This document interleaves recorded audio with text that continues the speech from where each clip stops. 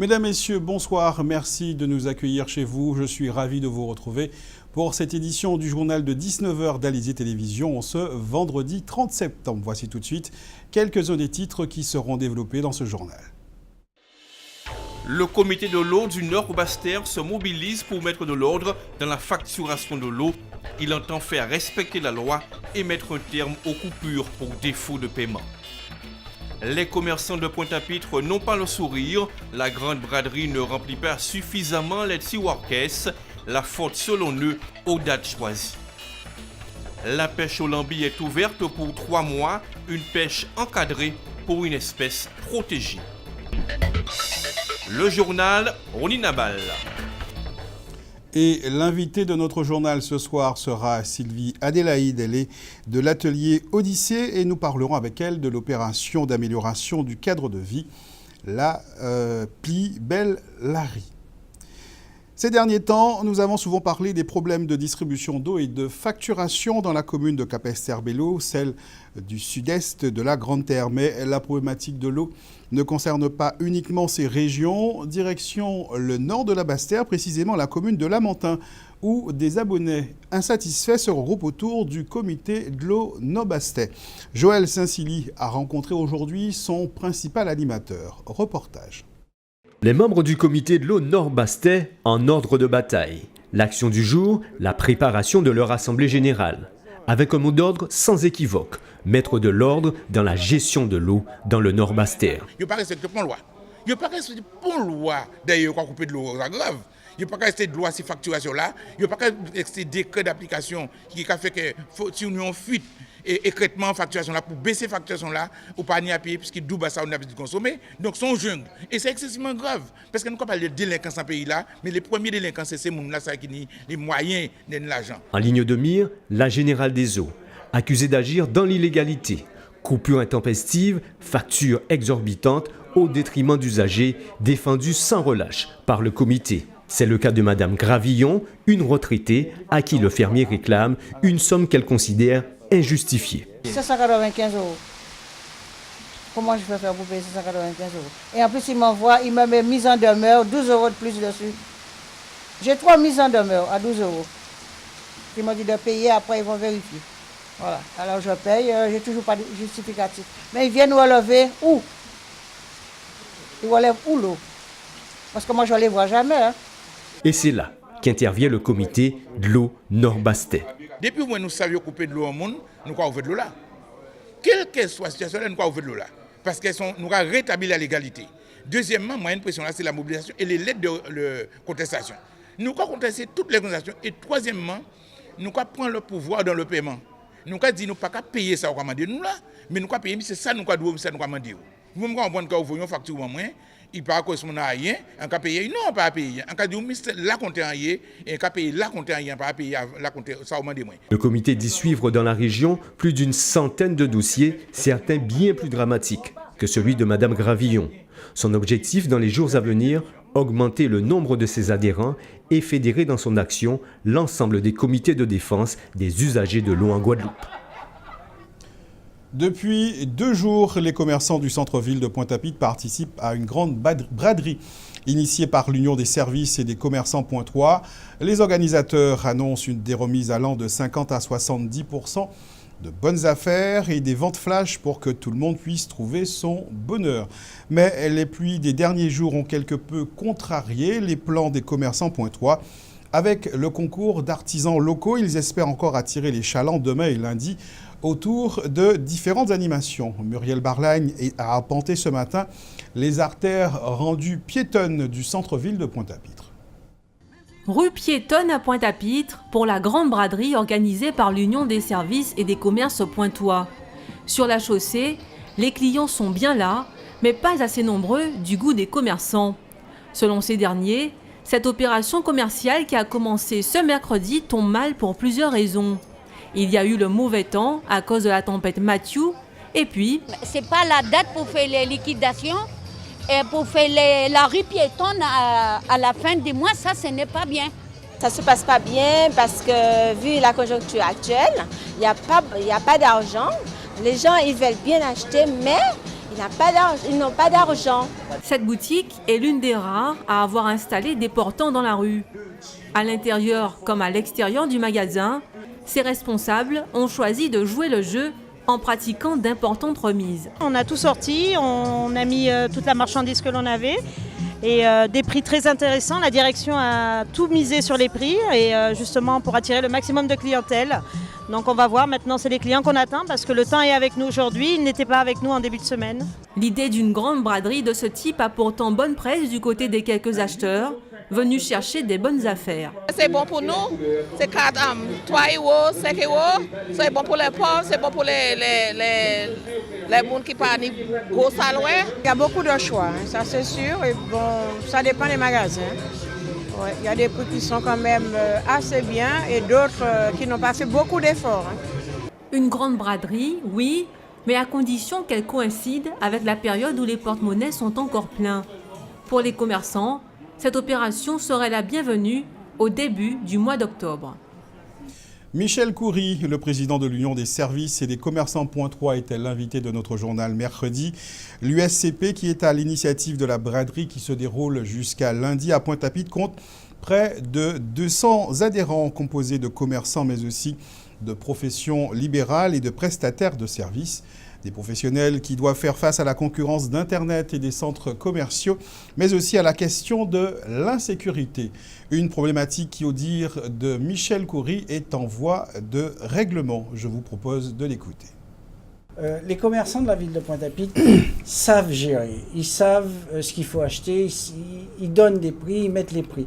Le problème de Pointe-à-Pitre, c'est simplement, les gens ont peur de venir à Pointe-à-Pitre parce que depuis quelques années, on leur rabâche qu'il y a de l'insécurité, qu'il n'y a pas moyen de stationner, que c'est sale, qu'il n'y a pas de propreté.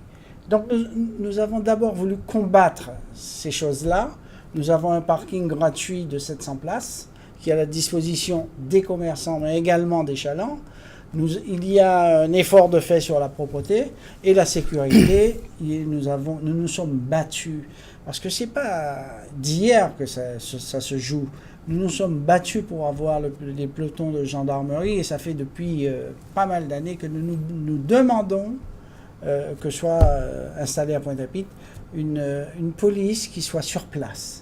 Alors ça, c'est l'une des requêtes des commerçants que vous représentez. Et la requête porte donc sur cette question de la sécurisation dans la ville. Est-ce que l'arrivée des pelotons de gendarmerie récemment est de nature à apaiser vos craintes? Ah oui, c'est net, hein, c'est clair, c'est net. On avait déjà fait cette expérience il y a quelques années avec un peloton de gendarmerie qui était venu pendant 3 mois et nous avons été complètement tranquilles. Maintenant, depuis leur arrivée à Pointe-à-Pitre, je suis désolé de le dire, pour ceux qui ne veulent pas venir à Pointe-à-Pitre, la sécurité est complète. En plus, nous avons organisé un système sur WhatsApp de cas de vigilance. C'est-à-dire que tous les commerçants de la ville de Pointe-à-Pitre sont dans ce groupe-là, qui est relié à la police nationale. Et dès qu'il y a un braquage ou un événement frauduleux, un vol, le commerçant le signale sur WhatsApp. Et il y a eu, depuis 1 mois que ça dure, pas mal d'arrestations. Il y a eu énormément de gangs, de petits gangs qui sévissaient dans le quartier, notamment juste derrière chez vous, là, qui ont été arrêtés. Malheureusement, la justice ne suit pas encore, puisqu'ils sont relâchés 2 jours après. Mais enfin, ça donne des résultats. Et je pense qu'actuellement, avec les gendarmes qui sont arrivés, nous avons une sécurité à Pointe-à-Pitre. Reste peut-être le problème de la propreté que nous essayons de résoudre. Dans un instant, nous parlerons de l'ouverture de la saison de pêche au lambi et nous retrouverons notre invitée Sylvie Adélaïde. Mais tout de suite, place à notre tour d'horizon de l'actualité dans la grande région. Pour commencer, des nouvelles de la progression de la tempête Matthew dans la Caraïbe et singulièrement à Sainte-Lucie où elle a causé la mort d'un garçon de 10 ans. C'est votre rendez-vous Caraïbe. La tempête tropicale Matthew s'est transformée en ouragan jeudi en se déplaçant vers l'ouest. Le phénomène météorologique a provoqué de fortes pluies et des glissements de terrain à Barbade, Martinique, Sainte-Lucie, causant même la mort d'un garçon de 10 ans écrasé par un rocher à Saint-Vincent. La tempête reclassée en ouragan, avec des vents allant jusqu'à 120 km/h, se trouvait jeudi soir à 240 km du nord-ouest de Curaçao et se dirigeait vers l'ouest selon le NHC, le Centre national américain des ouragans. Le Premier ministre de Curaçao, le Dr Bernard Whiteman, a annoncé dans une conférence de presse jeudi soir que les élections générales qui devaient avoir lieu vendredi seront reportées au 5 octobre en raison du passage de la tempête et après consultation avec les partis politiques et autres parties prenantes. Elle devrait prendre ensuite la direction du nord, vers la Jamaïque et Haïti, qu'elle pourrait atteindre dimanche avec des vents pouvant souffler jusqu'à 160 km/h. Les syndicats bahaméens ont déclaré la guerre au gouvernement une semaine après que le procureur général Alison Maynard Gibson a arrêté les poursuites contre la direction de Sandals Royal Bahamian Resort, le jour même où cet établissement hôtelier décide de licencier 600 travailleurs. John Pinder, le président du Congrès national des syndicats de Bahamas, appelle tous ses membres à commencer à encercler les bâtiments gouvernementaux, à rallier le reste des troupes et à se préparer pour la bataille. John Pinder souhaite combattre cette décision et invite le ministre du Travail Shane Gibson à introduire dans les meilleurs délais des amendements visant à renforcer la législation du travail. À défaut de quoi, 50 000 travailleurs seront dans les rues de Nassau. John Pinder s'est rapproché de la TUC, une autre organisation syndicale dirigée par Obi Ferguson, pour mieux protéger les travailleurs et renforcer la pression sur le gouvernement. Le leader syndical rappelle qu'il ne peut y avoir de licenciement sans raison ni paiement des jours travaillés. Il demande que la loi du travail soit modifiée et que le procureur général soit écarté. À défaut, la grève nationale sera déclenchée. Le Premier ministre de St. Kitts et Nevis et ministre des Finances, le Dr Timothy Harris, a déclaré que la fédération de St. Kitts et Nevis doit être parmi les économies les plus performantes de la région et se placer bien au-dessus du standard moyen. Lors d'une conférence de presse, le Premier ministre kittitien a déclaré que dès 2016, St. Kitts et Nevis se doivent d'être parmi les pays les plus performants de l'Union monétaire des Caraïbes orientales et de la CARICOM. Cet objectif optimiste pourra être atteint dès cette année, car selon Timothy Harris, St. Kitts et Nevis atteindront un taux de croissance de 3% en 2016, là où les autres membres de l'Union monétaire des Caraïbes envisagent bien moins.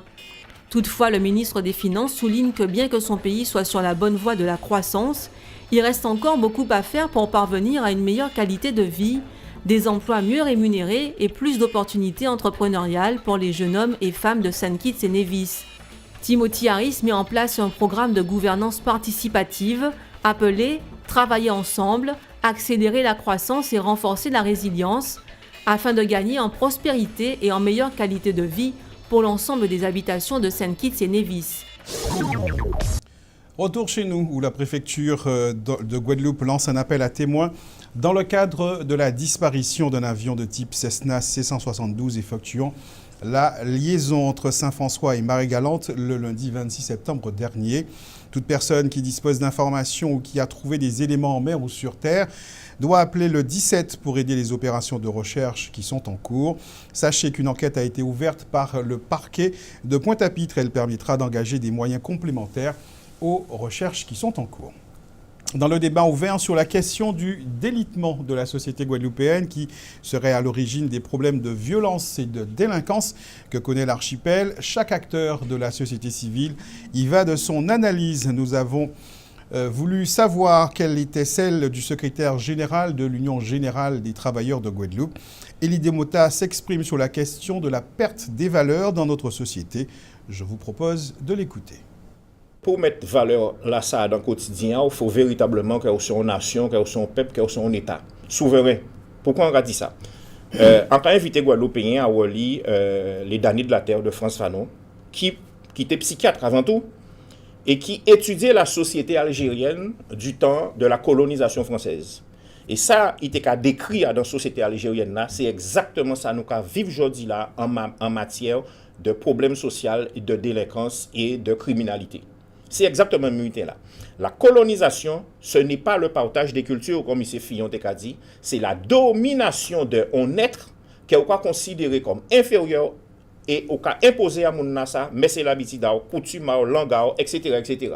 Donc en fin de compte, la colonisation fait nous, il détruit les valeurs familiales, il détruit le lien social entre nous, il fait nous adopter d'autres mais c'est l'habitude, d'autres manières de vivre, et ce qui fait qu'aujourd'hui là, nous avons un certain délitement. Et c'est pour ça que Adam courrier que nous voyons pour secrétariat aux affaires juridiques à l'Assemblée nationale et à M. Lirel, rapporteur de la loi sur l'égalité réelle, nous dit si réellement il veille dans le sens de l'égalité réelle et que véritablement il défend les valeurs guadeloupéennes et les valeurs de la famille guadeloupéenne, il faut que nous aillions dans le sens de la décolonisation. Pas ni d'autres secrets. Ça veut dire que aujourd'hui là, toutes les mesures que Yoka prend, toutes les propositions que Yoka prend, c'est de mettre du sparadrap si on jambe qui a gangréné. En tant que député au sénateur guyanais proposer la remise en œuvre du service militaire obligatoire. Considérer que l'armée qui est palliée aux défaillances de l'éducation et de la formation. Non. Un grand directeur à l'école militaire en France, c'est-à-dire dit, non, vocation à l'armée, c'est de servir pour la sécurité et la protection de la nation. Il n'est pas là pour pallier à défaillance à l'éducation. Donc, je dis là, il faut que vous expliquiez nous comment se fait-il qu'au lieu de réfléchir à réformer le système scolaire, réformer le système éducatif pour permettre si nous nous de réussir, vous avez dit nous comme ça, non, vous avez rendu obligatoire le SMA pour nous faire saluer au drapeau. C'est demain que débute la saison de pêche au lambi en Guadeloupe, une pêche très réglementée afin de préserver la ressource de ce mollusque gastéropode dont la chair est très appréciée chez nous.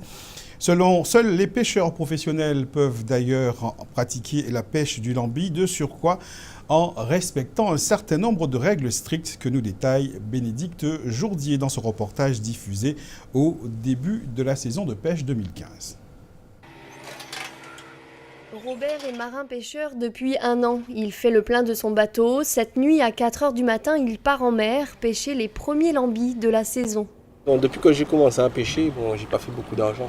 J'ai plutôt beaucoup dépensé puisque c'est difficile en tant que marin-pêcheur de pouvoir rouler les deux bouts. Alors on est obligé d'attendre la période du lambi pour pouvoir faire un peu d'argent. Parce que comme le lambi se vend à 20 € le kilo, et c'est déjà un bon taux pour pouvoir faire un peu d'argent. Un coquillage emblématique de la Guadeloupe qui se vend cher depuis sa raréfaction. Le lambi est une espèce protégée, sa pêche est donc encadrée. Elle s'effectue dans 25 mètres de profondeur, pas plus, sans appareil de plongée. Le pavillon du coquillage doit être formé et la chair, une fois nettoyée, doit peser plus de 250 grammes. En général, où on va pêcher, il n'y a que des gros lambis. Les petits, on évite de les prendre parce que sinon après, on aura un problème d'ici pour nos enfants. Nos enfants ne verront pas de lambis si on les prend trop petits. Et après, on a une profondeur. On commence à 15, 20 et après on descend 20, 25. Robert pêche principalement au gosier. À Vieux-Bourg, les lambis sont souvent situés trop en profondeur, entre 25 et 30 mètres. Une prudence qui lui évitera une amende administrative et pénale pouvant aller jusqu'à 22 500 € en cas de non-respect des règles. Avant de retrouver notre invitée Sylvie Adélaïde, je vous propose de voir en images le travail effectué par les bénévoles qui ont décidé de lancer le projet Plus belle la Rie en centre-ville de Pointe-à-Pitre. C'est un reportage réalisé au début de la saison 2 de l'opération par Richard Scott Tamar. Plus belle la Rie est une opération de mise en valeur de Pointe-à-Pitre menée par les habitants du quartier Vatable. Ce dimanche, les bénévoles de cette association s'étaient donné rendez-vous pour repeindre les façades des maisons de leur quartier. Donc l'opération Plus belle la Rie, on a un volet qui consiste à reprendre toutes les façades des maisons de Pointe-à-Pitre. Aujourd'hui, on travaille sur 7 façades en même temps, c'est-à-dire que l'équipe s'est consolidée, renforcée depuis la rentrée de septembre, là, et on a accéléré nos interventions. Alors, depuis avril 2015, d'avril à juillet, on a pu intervenir sur 5 façades. Et là, on va exploser le chiffre de nos interventions, c'est-à-dire que normalement la semaine prochaine, on aura intervenu sur 12 façades. Les bénévoles, en plus de leur contribution de main-d'œuvre, apportent leur savoir-faire personnel afin d'enrichir l'ensemble de l'opération. Chacun y va de sa petite spécialité. Alors mon rôle au sein de l'association a été premièrement d'informer, d'apprendre à tous ces gens qui nous entourent à comment manipuler l'enduit, la peinture, à appliquer aussi éventuellement. Et depuis, ça fait plus de 6 mois, Nous travaillons ensemble, une bonne équipe, très motivée. Et ça fait plaisir de voir que ces femmes quittent leur foyer et viennent aussi le dimanche donner un peu de temps à la rue de Pointe-à-Pitre que nous voulons vraiment embellir. C'est dans la bonne humeur et la plaisanterie que l'opération se déroule, chapeautée par l'atelier Odyssée, qui se trouve au cœur du quartier Vatable, et qui s'est donné comme but de créer des opérations citoyennes un peu partout dans Pointe-à-Pitre. Le mot d'ordre, c'est la débrouillardise. Donc, Plus belle la rue, c'est une opération aussi d'embellissement du quartier, effectivement par les façades, mais c'est aussi une opération d'embellissement à travers les dents creuses que nous voulons transformer en jardin partagé, plus précisément jardin partagé urbain. Mais pour pouvoir réaliser, concrétiser nos jardins partagés, nous avons besoin de l'appui de partenaires, de sponsors, de logistique et bien sûr tout don financier est le bienvenu. L'association Plus belle la vie vous donne donc rendez-vous tous les dimanches pour des ravalements de façade des immeubles de Pointe-à-Pitre. Et comme vous l'aurez compris, les bénévoles sont les bienvenus. Et le prochain rendez-vous, c'est justement ce dimanche 2 octobre. Et pour nous en parler, Sylvie Adélaïde, bonsoir. Bonsoir. Vous êtes de l'atelier Odyssée, la présidente de l'atelier Odyssée. Oui. Et vous êtes là pour nous parler de cette opération d'amélioration du cadre de vie que vous avez intitulée Plus belle la rue. Comment est née, comment vous est venue cette idée de repeindre les façades des bâtiments de certains quartiers de Pointe-à-Pitre?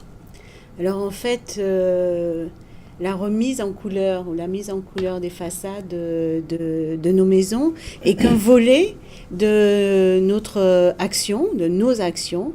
On a eu envie de se bouger à un moment donné parce qu'on avait besoin de retrouver un quartier qui nous plaisait, qui devait redevenir accueillant. Et on a décidé de prendre les choses en main. Donc, comme le dit très bien le reportage, c'est un groupe d'habitants qui a décidé d'abord de s'occuper des maisons et puis ensuite de proposer plusieurs animations dans l'année. L'idée, c'est de trouver une façon de vivre ensemble, de recréer du lien social, de lutter contre l'isolement, parce que effectivement, du coup, avec cette opération, on a créé du lien entre tous les voisins. Les personnes vivaient un petit peu reclus chez elles. Et là, du coup, on est tous amis maintenant. On a pu aussi, ouvrir les maisons. Il y a beaucoup de maisons habitées par des personnes âgées. Donc, ces personnes-là sont sorties de l'isolement. On a aussi pu créer des liens avec des habitants nouvellement arrivés dans le quartier ou une population, on va dire, avec qui on n'avait pas le même mode de vie. Donc tout ça fait que maintenant, le quartier a changé d'âme, on peut le dire. À un moment, c'était vraiment difficile de vivre dans ce quartier. Et là, on voit un autre esprit qui s'installe.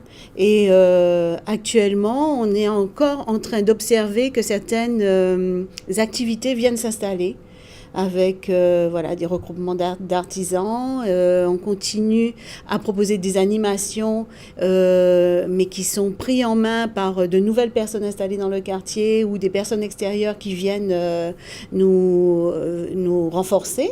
Enfin, voilà, le quartier devient vivant et devient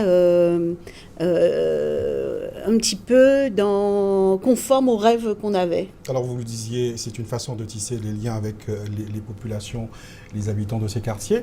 Mais la première fois, quand vous avez débarqué avec vos pinceaux et vos rouleaux, comment vous avez été perçus? Alors, je dois dire que les personnes étaient assez étonnées. Donc, on a pu quand même établir la discussion. Et quand on expliquait notre démarche, elles étaient assez surprises du fait qu'on intervienne gratuitement. C'est quelque chose qui n'est pas courant. Donc, et quand on explique, en fait, après, et quand les questions sont levées, et puis les doutes aussi, on se rend compte que les personnes qui posaient des questions au départ sont les plus actives au niveau de l'association. C'est comme si chacun attendait en fait qu'on donne le signal. Oui, on peut encore faire des choses sans forcément avoir une rémunération en contrepartie. On peut faire les choses parce qu'on a envie de participer à une vie citoyenne, à une vie de groupe. On a envie de faire des choses avec le cœur et qu'on n'est pas sans arrêt en train de compter. Donc ça, je dois dire qu'on a de bons retours et surtout, on a un mouvement qui est en train de s'amplifier et qui est en train de pratiquement nous dépasser. Alors, vous vous êtes attaqué l'an dernier aux rues Victor Hugo et Dugommier. Oui. Quelles sont vos cibles cette année? Alors là, on s'étale, puisqu'on a attaqué la rue Alexandre Isaac, rue du Commandant Mortenol, rue Gilbert de Chambé-Bertrand. Et il y a d'autres propriétaires qui nous contactent. Nous, l'idée, c'est de pouvoir intervenir sur tout Pointe-à-Pitre, pourquoi pas, et même au-delà d'ailleurs, pourquoi pas, sur les villes voisines. Alors, on l'a dit, ce sont des bénévoles, ce sont des gens qui spontanément sont venus parce qu'ils habitaient le quartier et qui voulaient embellir leur quartier. Du coup, ils ont fait la même opération dans d'autres quartiers en dehors de le leur. Mais est-ce que vous avez aussi une collaboration avec la municipalité, avec les autorités municipales? Alors, la municipalité, par le biais du contrat de ville, nous soutient. Puisqu'on a besoin aussi d'intervention de professionnels pour compléter nos actions. Mais on n'a pas suffisamment de moyens pour pouvoir aller aussi vite qu'on le voudrait, en fait. Donc, c'est pour ça qu'on est aussi à la recherche d'autres partenaires, en sachant que, pour vous donner une idée, on avait commencé effectivement à une dizaine, et là, pratiquement tous les dimanches, on est une trentaine. Donc, ça veut dire qu'on peut mener plusieurs chantiers parallèlement, mais que par contre, il faut le matériel qui va avec, et puis aussi l'encadrement. Alors, dans le reportage, on parlait de jardin partagé. Oui. Où en est cette idée? Alors, là, on est sur plusieurs pistes pour pouvoir utiliser des parcelles. C'est compliqué parce que les propriétaires sont méfiants. Mais on ne perd pas espoir parce que l'idée, c'est de vraiment construire des espaces où on puisse cultiver des fruits et des légumes de notre pays, voilà, dont on puisse profiter, dont les personnes puissent profiter. On a aussi un partenariat d'ailleurs avec la Banque alimentaire. Donc l'idée, c'est de pouvoir produire aussi des fruits et légumes frais à la Banque alimentaire. Donc voilà, en fait, on a du mal à démarrer pour une question de mise à disposition. Donc je fais appel aussi aux propriétaires qui ont des parcelles laissées à l'abandon ou pourquoi pas aux SEM qui ont des terrains en friche. Et voilà, l'idée c'est qu'on puisse les utiliser momentanément et on s'engage à libérer dès que le propriétaire le demande. Plus qu'une opération de simple embellissement, c'est une opération pour améliorer réellement, pour le mieux vivre. Tout à fait, et le mieux vivre va surtout avec la qualité des relations humaines.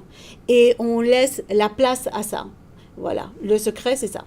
Le prochain rendez-vous que vous fixez est dimanche. Comment intégrer, puisqu'il y a peut-être des gens qui voudront vous rejoindre, vous étiez 10, vous êtes une trentaine, s'il y en a d'autres qui veulent vous rejoindre, comment intégrer? Quel est le rendez-vous? Quel est le process? Alors, ils peuvent venir dimanche. Donc, notre action, c'est un dimanche sur deux. Donc, dimanche prochain, le 2, on est sur le terrain. Ils viennent rue Victor Hugo, à l'atelier Odyssée. Et ils peuvent avoir aussi des renseignements par téléphone. Je peux donner le téléphone. 0690 53 70 30 ou par le lien Internet, sur Facebook. Enfin, il y a quelques informations qui circulent. Donc, ils rentrent en contact avec nous et on les attend avec plaisir. Quelques mots rapides sur l'autre rendez-vous, celui du dimanche 14. Le 14, alors je crois que c'est un vendredi ou un samedi. C'est le 14 en tout cas. C'est le 14. 14 octobre, on a une manifestation, donc son et lumière, avec un happening artistique. Donc on va proposer une petite animation autour de la danse, la poésie, la musique. Tout ça dans la même démarche d'animer et de donner un cadre de vie intéressant. Donc toutes les personnes extérieures sont naturellement les bienvenues. C'est à 19h Et c'est à l'extérieur de l'atelier. Voilà, on va utiliser le mur d'une des maisons pour de la projection. Ça sera sympa. C'est une première. Voilà, une expérience de plus. Donc tout le monde est le bienvenu. Merci beaucoup Sylvie Adélaïde d'avoir accepté notre invitation. Je rappelle que vous êtes la présidente de l'atelier Odyssée, venue nous parler de l'opération d'amélioration du cadre de vie Pli Bel Larry. On vous salue, on salue également tous les autres bénévoles qui vous accompagnent, et notamment donc la présidente de Pli Bel Larry. C'est bien ça? Oui, c'est bien ça. Merci beaucoup. La préfecture vient de communiquer les nouveaux prix des carburants à compter de ce soir minuit. Le litre de super samplon perd 2 centimes et coûtera ce mois-ci 1,32 €. Le litre de gazole baisse de 3 centimes par rapport à septembre et passe à 1,08 € pour ce qui est de la bouteille de gaz de pétrole liquéfié. Son prix maximum sera de 18,51 €, soit une baisse de 9 centimes. Information pratique, dans le cadre des délestages programmés par le SIAG sur le réseau de Bellocado, les habitants du bourg des Abîmes seront privés d'eau ce soir à partir de 22 h. Pour ce qui est de demain, ce sont ceux de Gosier-Est et de Goyave qui seront concernés par ces coupures tournantes. Un point sur la météo pour ce soir et demain. D'abord, des nouvelles de la tempête tropicale Mathieu qui a quitté les Petites Antilles et s'est depuis muté en ouragan majeur de catégorie 4. La tempête se déplace vers la Jamaïque et risque encore de se renforcer et de menacer, outre la Jamaïque, Cuba, Haïti et Saint-Domingue d'ici la semaine prochaine. Pour ce qui est du temps chez nous, il risque encore de pleuvoir ce soir un peu partout en Guadeloupe et singulièrement sur le centre de l'île. Demain samedi, le soleil va se montrer, mais il sera parfois masqué par les nuages et quelques averses sont encore à craindre. Côté qualité de l'air, retour au vert demain avec un indice Atmo de 4 annoncé par Guader. Passez une bonne soirée sur Alizé Télévision. Je vous donne rendez-vous lundi pour un autre rendez-vous d'actualité, de l'actualité locale et régionale, mais l'information sera présente ce week-end sur les antennes d'Alizé Télévision. Très bonne soirée.